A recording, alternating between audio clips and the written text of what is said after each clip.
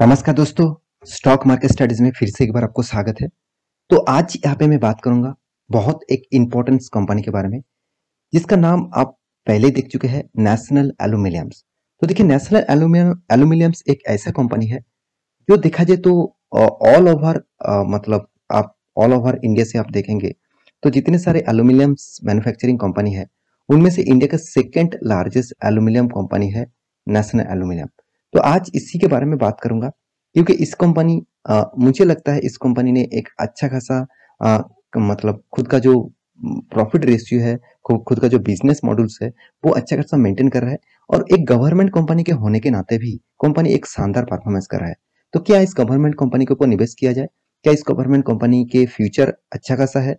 क्या इस company future में अच्छा खासा ग्रोथ दे सकते हैं? सारे इन्फॉर्मेशन इस वीडियो में आपको देने वाला हूँ, तो वीडियो को लास्ट तक देखिएगा। और अभी तक आपने इस चैनल को सब्सक्राइब नहीं किया तो जरूर सब्सक्राइब कर लेना, क्योंकि आपको daily basis stock market information and update चाहिए तो इस चैनल में बने रहिए। तो चलो देख लेते हैं आज के स्टॉक के बारे में। तो सबसे पहले मैं कंपनी के कुछ इन्फॉर्मेशन आपको दिखाने वाला हूँ। तो आप देख सकते हैं नेशनल एल्यूमिनियम्स कंपनी, जो जिसका नाम आप नैल्को नाम से जानते हैं। तो नैल्को देखा जाए इसका शॉर्ट मतलब सॉरी नैल्को नहीं, नाल्को एक शॉर्ट फॉर्म है। तो इस कंपनी का एक्चुअली नाम है नेशनल एल्यूमिनियम। तो इसी इंडिया का second largest aluminium manufacturing company है। और मैं पहले ही बता चुका हूँ, इसका जो ओनरशिप है जो वो है मिनिस्टर ऑफ गवर्नमेंट। तो मिनिस्टर ऑफ गवर्नमेंट है। और वो भी एक्चुअली देखा जाए तो प्रेसिडेंट के पास ही इस कंपनी की हिस्सेदारी है। और वो भी कितना 51.5% इक्विटी शेयर किसके पास है? गवर्नमेंट के पास। तो एक गवर्नमेंट कंपनी होने के नाते इस कंपनी में भी पोटेंशियल है। की पोटेंशियल है, मैं चलो उसके बारे में बात करूं। इसका इंडस्ट्रीज कौन सा है? माइनिंग और माइनिंग पावर के ऊपर। तो कंपनी कौन सा प्रोडक्ट माइनिंग करते हैं?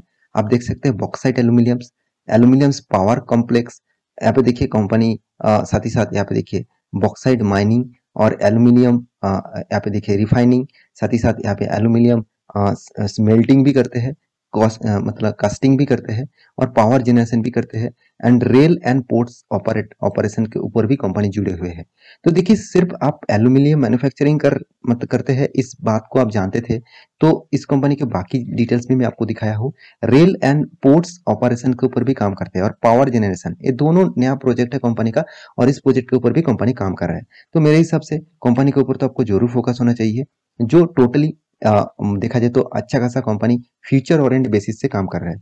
और कंपनी के देखिए यहाँ पे जो बता the company is the lowest cost producer of, यहाँ पे देखिए यहाँ पे देखिए मल्टी लार्जिकल ग्रेड, यहाँ पे देखिए एल्यूमिनियम जो है in the world and lowest cost producer of bauxite. तो कंपनी सबसे लोएस्ट कॉस्ट में बॉक्साइट और एल्यूमिनियम प्रोड्यूस मतलब माइनिंग करते हैं। और कंपनी का जो बिजनेस मॉडल है मैं पहले आपको बता चुका हूँ, और बाकी डिटेल्स आप यहाँ पे चेकआउट कर सकते हैं। तो कंपनी कितना माइनिंग करते हैं वो भी देख लीजिए। बॉक्साइट माइनिंग कंपनी जो करते हैं और उसके रिपोर्ट के हिसाब से देखा जाए तो 73 लाख टन पर एनम। तो एल्यूमिनियम जो रिफाइनरी करते हैं अराउंड 2 करोड़ 27 लाख, सॉरी माफी चाहता हूँ, 22,75,000 टन पर एनम एल्यूमिनियम जो स्मेल्टर करते हैं, उसका जो टोटल कैपेसिटी है। और वो भी कहाँ पर कौन सा जगह पे होता है वो भी आप देख सकते हैं, ओडिशा में है, करपुद में है।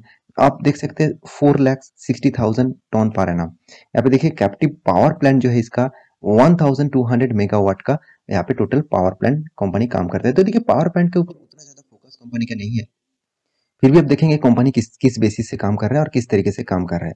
मेरे हिसाब से कंपनी का टोटल जो बिजनेस का जो मॉडल्स है वो बहुत शानदार है। साथ ही साथ कंपनी नया प्रोजेक्ट के ऊपर भी काम कर रहा है, वो है सोलर पैनल। साथ ही साथ देखिए विंड पावर के ऊपर भी काम कर रहा है।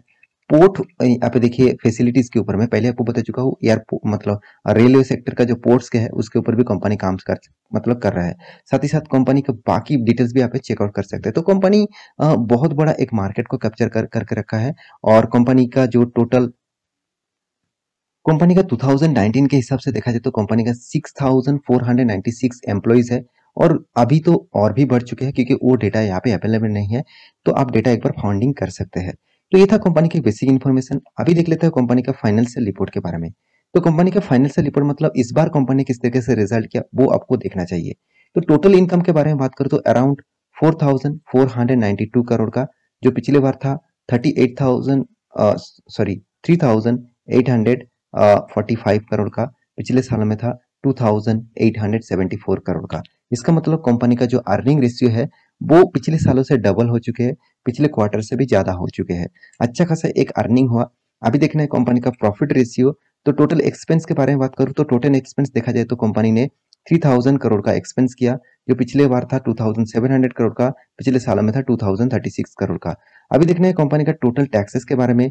तो टोटल टैक्सेस पे करने के बाद कंपनी के हाथ में जो प्रॉफिट आया, प्रॉफिट फॉर द पीरियड आप इस चीज को देखेंगे तो अराउंड 1025 करोड़, जो पिछले बार था 830 करोड़, जो पिछले सालों में था 935 करोड़।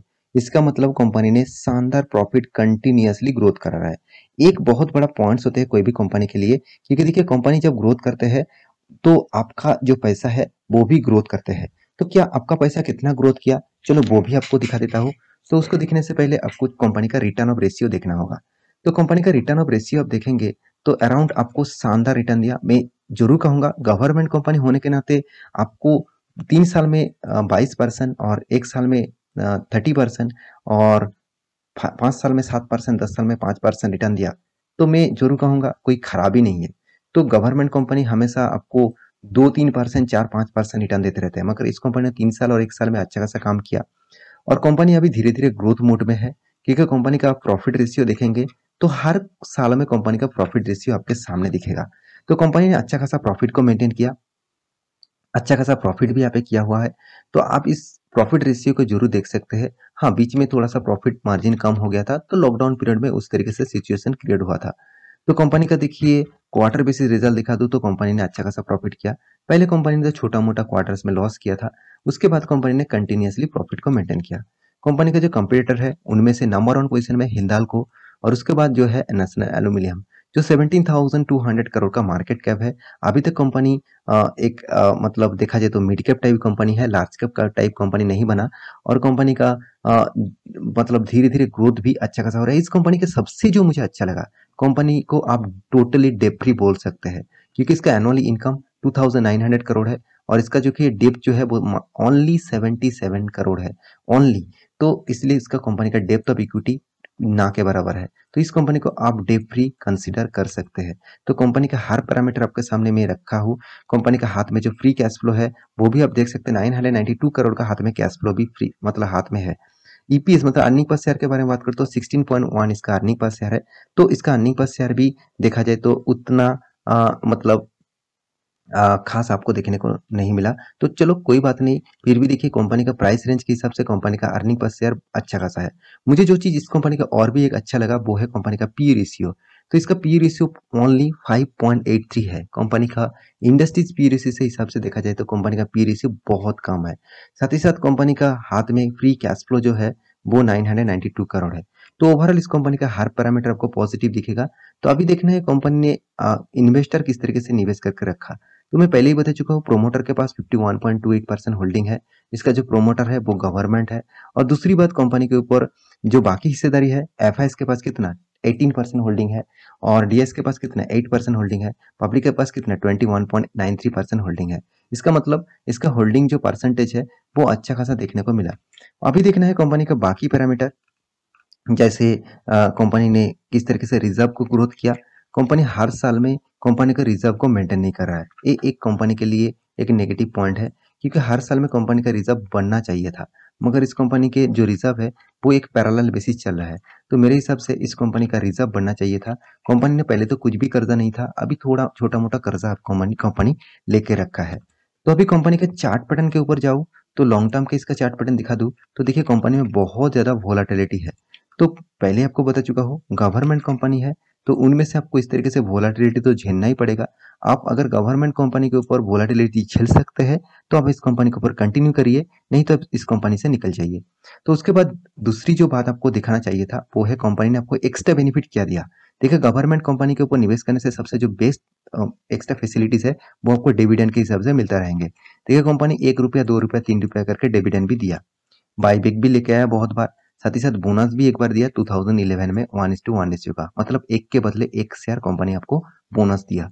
स्प्लिट भी कंपनी कर चुके हैं, तो अभी कंपनी का फेस वैल्यू 2 रुपया है, मतलब और एक बार स्प्लिट कंपनी कर सकते हैं। तो ये था कंपनी का इन्फॉर्मेशन। तो आशा करता हूँ मेरी इस वीडियो आपको अच्छा लगा होगा, और अच्छा लगा होगा तो लाइक करना, दोस्तों के साथ शेयर भी करना, चैनल को सब्सक्राइब भी करना। मिलते हैं नेक्स्ट टॉपिक लेके, तब तक के लिए अच्छा से रहिए, अपने ख्याल रखिए।